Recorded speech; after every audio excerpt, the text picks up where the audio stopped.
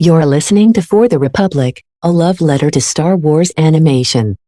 2022 is wrapping up, and as we look towards 2023, there is so much to be excited about in the world of Star Wars. Star Wars fans are going to be spoiled in 2023, with so many exciting projects on the way in the world of books, comics, games, and especially on Disney+, with 6 shows on the horizon in 2023.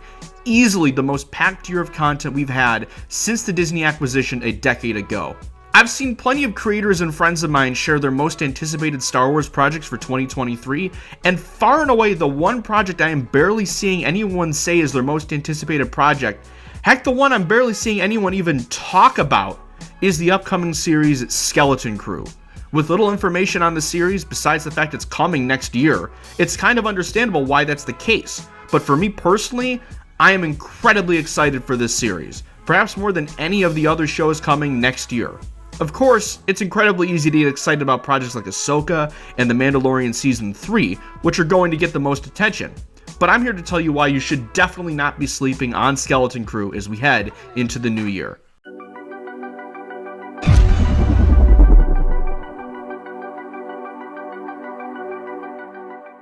So first of all, what exactly do we know about this series? It's kind of crazy how little is known about this show compared to other shows in the pipeline. Hell, The Acolyte, which isn't even scheduled to release until 2024, well after this show is supposed to come out, already has a fully announced cast, synopsis, and leaked set pics aplenty all across the internet. Whereas our knowledge of this series is who the lead actor is, as well as a handful of behind-the-scenes creatives. We do know that it will take place in the Mandoverse, occurring in the same time period as The Mandalorian and its related spin-offs like the Book of Boba Fett and Ahsoka, with Mando mainstays Jon Favreau and Dave Filoni attached as executive producers. So we know it'll have that Mandoverse feel to it, at least in some ways. Jon Watts, most known as the director behind the MCU Spider-Man films, will be bringing his creative vision to a galaxy far, far away as the showrunner for the series. Watts talked about being influenced by various Amblin Entertainment films when pitching the series, and Jude Law was revealed to be starring in the series back at Star Wars Celebration in May.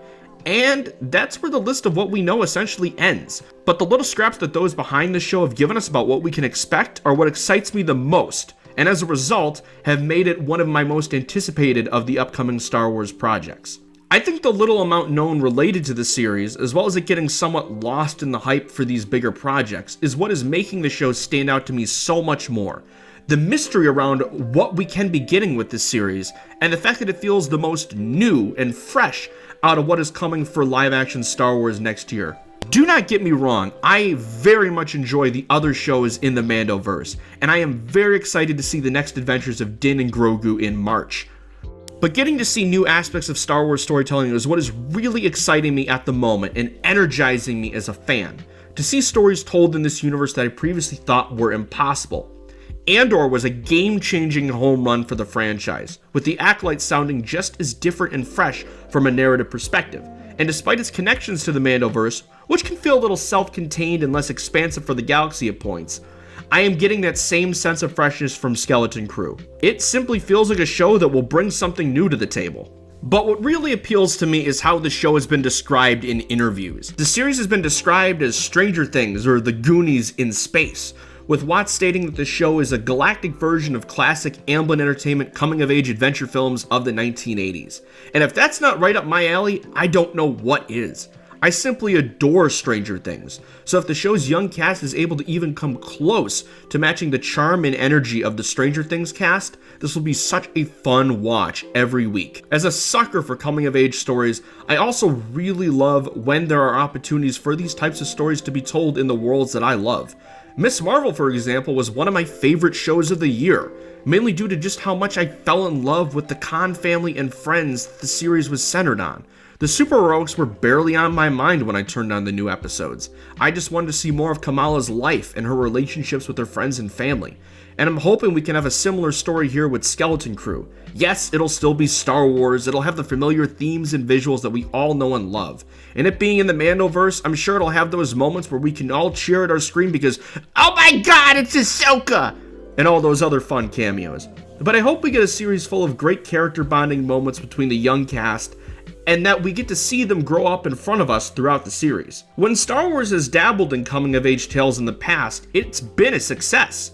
It's very familiar territory in the world of books and comics, but the stories of Ahsoka, Ezra, and Omega, for example, in the animated shows, have very much been coming-of-age stories.